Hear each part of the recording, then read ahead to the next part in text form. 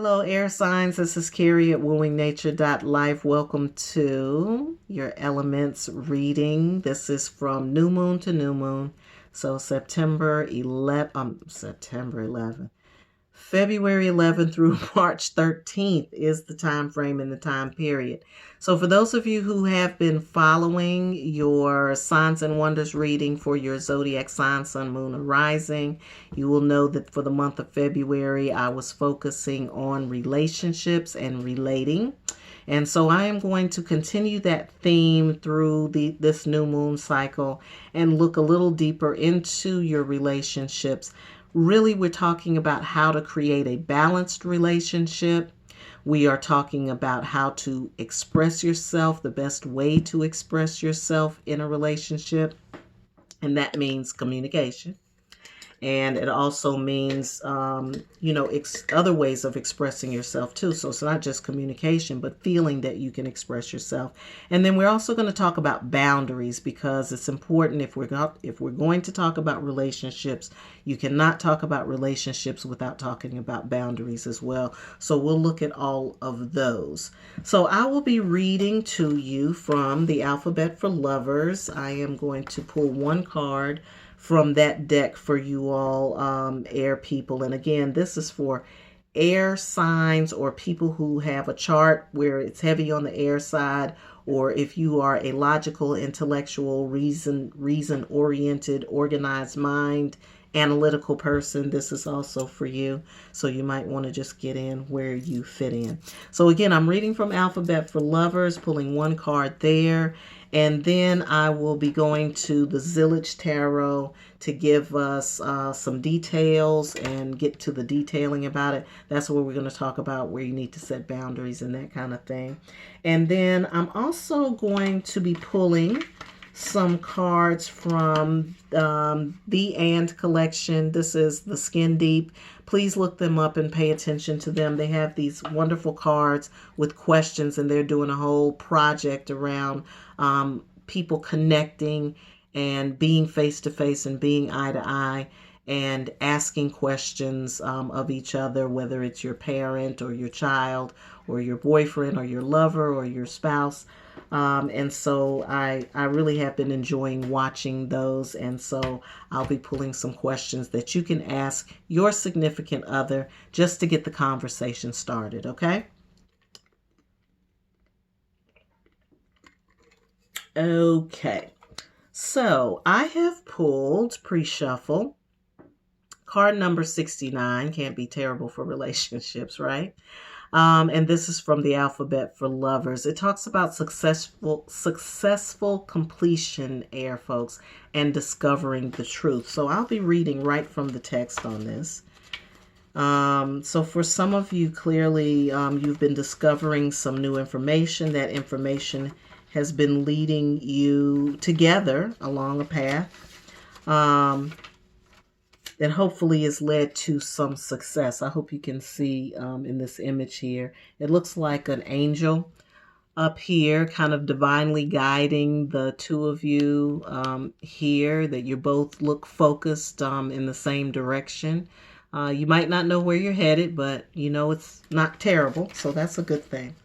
All right, so in this relationship, and again, these cards, we can immediately think about romantic relationships, spousal relationships, significant others, and that way people that we are exchanging intimately with. But intimacy in relationships happens on all levels. So it could be a parent, it could be a child, it could be a work relationship, or it could be a significant other or a partner in an intimate situation. So as I'm reading, just let your mind be open, and wherever these words resonate with you in your relationship circles, then just kind of, allow it to fall over you, the information to fall over you.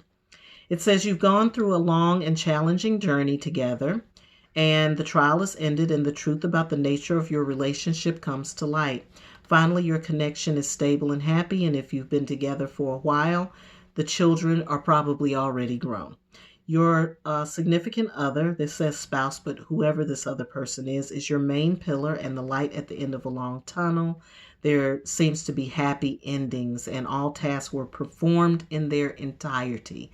That means that you did your work, partner did their work, now you get to benefit from that. All right, it says you feel acceptance and redemption, fulfillment and blessings. The conflicts between you are settled, and you've reached a peak of success and satisfaction. It says you look at the beginning of a shared journey and summarize what happened. That would be a good journal activity for you and this person. Have them write about your experience, their experience with you, and you write about your experience with them and share that story with them. I think that would be really fabulous. It says you completed a revision cycle in your relationships. You've paid your duties with a signature of truth and integrity. You have learned to appreciate your partner and the role that they play in your life. If you've had any doubts, you've come to terms with them. And if there were any legal processes there were bitter arguments, it's now been signed and concluded, and you may decide to change your environment to move on to a better place and have frequent trips abroad. I like that. The experiences that you went through have made an indelible impression. So no matter what, I think this is interesting because no matter what the outcome was, as far as the physical outcome, it could have been a breakup. It could have been not a, or it could have been a coming together or a breaking up. But out of it, you have come to some measure of peace. There's a sense of successful completion. You understand the truth about yourself and the truth about the relationship, and that is bringing you a measure of peace. If you're single, it says you've done a great job on yourself, right? You fulfilled a uniqueness, and it's easier for you to speak up now. Talking about self-expression. You have come to know what you really want out of life, and you've achieved peace and quiet, and all the difficult experiences are over. And now you're experiencing a positive flow in personal connections and in all aspects of life. It says to remember to enter any new relationship with an open mind and no expectations. So for my singles out there, you've done your homework on yourself. You've gone in, you've done the work that needed to be done, and now that connection that we're talking about, or that feeling of successful completion, is really inside yourself. As a personality, we're talking about strong and intelligent, helpful people. There's some stability. You have high spiritual aspirations. This gives you some honesty. It gives you a sense of innocence. It gives you some courage and some management skills. So this experience has been very powerful for you. And again, wherever that sits, whichever relationship that resonates with you around, then that's the one that we're talking about. So it seems like the relationship that you are in or that you have been in is bringing a certain measure of balance back into your life. For those people that are single, you've done the work, so you're ready for a relationship, okay? All right, so we're talking to the tarot, and we're asking about the next steps, okay? Next steps in keeping relationships balanced. Next steps in communication and self-expression. Next steps as far as boundaries are concerned, okay? Oops, let's see. So we have Six of Wands. This is also the card of victory. So this is just a reiteration that you have completed something. You have completed, you have been victorious. You don't have to be concerned that there's any more lessons that you have to endure as far as relationships are concerned, air signs. And then we have the Empress, which always recognizes or reflects a sense that everything that is needed is there, okay? So even if you're not in a relationship, you don't have the sense or the feeling that that you need to be in one. And if you're in the relationship already, there's no more need, okay? And when you have no more need or there's no more desire, It doesn't mean that you don't desire the other person. It just means you don't need anything else, which means that you're in a position of wealth or abundance. You don't need anything else. All right, so we've got two cards coming in, the Death, and this is the Seven of Cups here. So you don't have to go searching anymore. You don't have to go looking anymore. You don't have to feel like the idea of grasping at love or trying to clamor for love or trying to get love in some kind of way. You don't need to do that. There's an ending there, or there's a finishing, and I think that that's a part of this completion process that the cards are showing us here. So that ending has happened, that part of it, the need to have or to grasp at. And then we have the Devil here. The Devil here is usually about sabotage, or the things that we're drawn to that causes us friction or problems or difficulties. It may be good to reflect on that while you're journaling. Remember, I said journaling through the process, because the information that you can share with somebody else about the struggles, the aspects of yourself that you had to overcome in order to create the right environment for a good relationship. The right internal environment for a good relationship could be very powerful and could be great information for other people. All right, so I'm seeing some changes taking place. These changes will happen in time. It's just about that practice of going back through the cycle. That practice of going back through the cycle is very important, air people. Okay, it may seem like not a big deal thing to do, but what's going to happen is this is a part of your articulation process, okay? Being able to express yourself. So when we talk about self-expression, or we're talking about communication in a relationship, communication is about speaking your honest feelings. Right now, what we're talking about is using the journaling process as a form of self-expression for you or for your partner, or like I said, for both of you. So use that as a tool. You can also do that through art. You can do that through other forms of creativity. Journaling doesn't have to just be writing, but writing can help you articulate. And articulation is important in manifestation, okay? Once you can articulate a thing, then the change can take place, okay?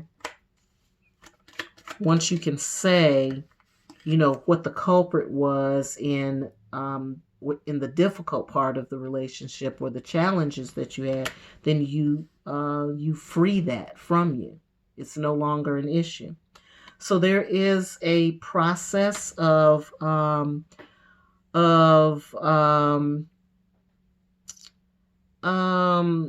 well, I'm seeing this as compromise, but more than compromise, it's balancing out the two. If you're in a relationship, balancing out the two sides of the relationship. That's what it could have been about. If you're a single person, it's about balancing out those two sides of yourself. It's about bringing everything to center, and that center being the comfort zone, like the internal comfort zone. We think about creature comforts and having your space and that kind of thing, but you have to understand your internal space as an individual in order to have the right environment for a relationship. And so it's being able to weigh the two. It's being able to understand the two. But I think this is just all about, this isn't something you have to do, air signs. I think this is something you have to talk about, okay? Reflect on and talk about. I feel like that's what's going to start the wheel, the change from happening. Yeah. So this is Princess of Swords. This is about communication. This is about specifically communication being the tool to pierce through the darkness, to be able to penetrate the shadow side of the self. Okay, being able to